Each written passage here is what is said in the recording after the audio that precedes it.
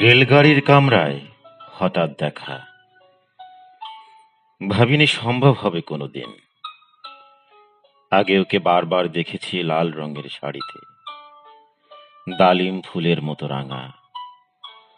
আজ পরেছে কালো রেশমের কাপড়, আঁচল তুলেছে মাথায়, দোলন চাপার মতো চিকন গৌর মুখখানি ঘিরে। মনে হলো কালো রঙে একটা গভীর দূরত্ব ঘনিয়ে নিয়েছে নিজের চারদিকে।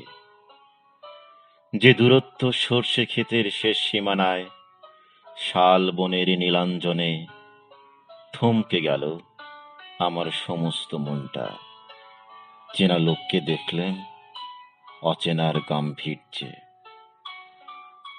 হঠাৎ খবরের কাগজ ফেলে দিয়ে আমাকে করলে নমস্কার।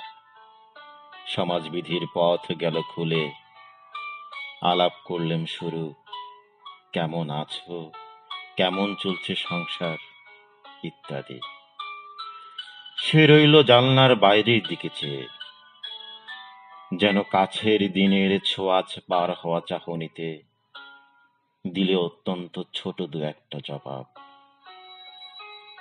কোনোটা বা দিলেই না, বুঝিয়ে দিলে হাতের অস্থিরতায় কেন এসব কথা।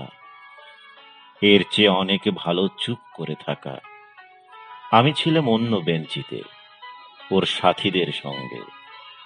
এক সময়ে আঙুল নেড়ে জানালে কাছে আসতে, মনে হলো কম সাহস নয়। বসলুম ওর এক বেঞ্চিতে।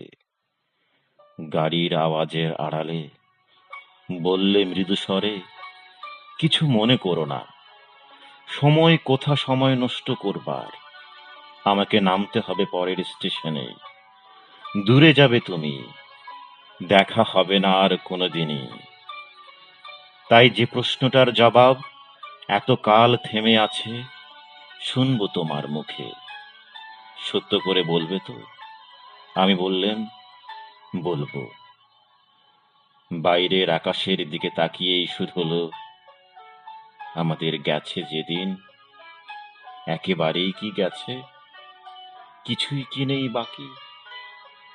একটুকু রইলেম চুপ করে, তারপর বললেন, রাতের সব তারাই আছে দিনের আলোর গভীরে।